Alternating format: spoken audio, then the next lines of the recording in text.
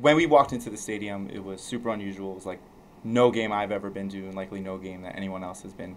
The crowd was already seated, already in there, which suggests that maybe they have been there all day. When we arrived about an hour earlier, and we didn't see anyone walk in or out of the stadium. So they probably were sitting there, for hours.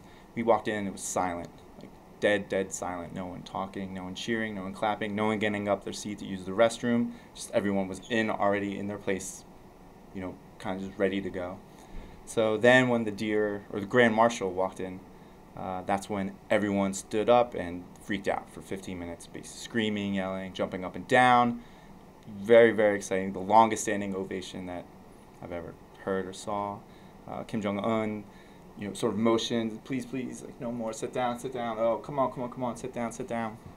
That went on for 15 minutes. Finally, he sat down and kind of made some signal, and then everyone stopped. Once the game got started, it was, at least in terms of what was happening on the court, it was pretty typical of a basketball game. But obviously everything, the surroundings, totally unique, totally different. No concessions, no beer, no water, no music they did have a jumbotron though. For the first quarter, Dennis played on the court and kind of was pulling Harlem Globetrotter-like moves, trying to get the crowd to laugh. One time he did something stupid and the crowd laughed.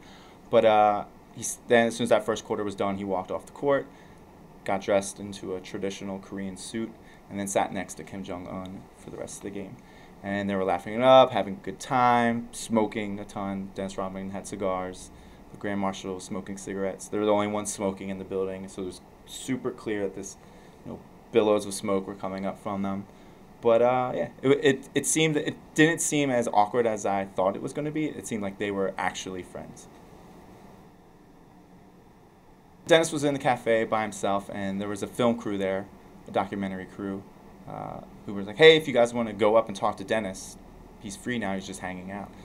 The politics stuff lasted maybe, 5-10 minutes of the conversation, and then the other, hour and 20 minutes was just about life, basketball, Philly.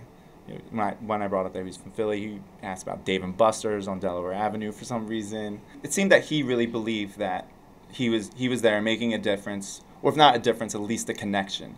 That that there's to be good to be had out of this. That the relationship was going to be built. That he's not over there for politics. He's not a politician. He just wants to be sort of an ambassador for basketball, and that he wants to hopefully bring these two nations together to talk. It seemed that he really sincerely believed it. Like, he was so excited to tell us about him and his friend and how this friendship could possibly build up and lead to things. He honestly, genuinely believes that. In another sort of weird way too, because of all the media attention this is getting, another unintended consequence or outcome of this is that maybe more Americans or more people around the world are learning for the first time about North Korea and learning about the problems there.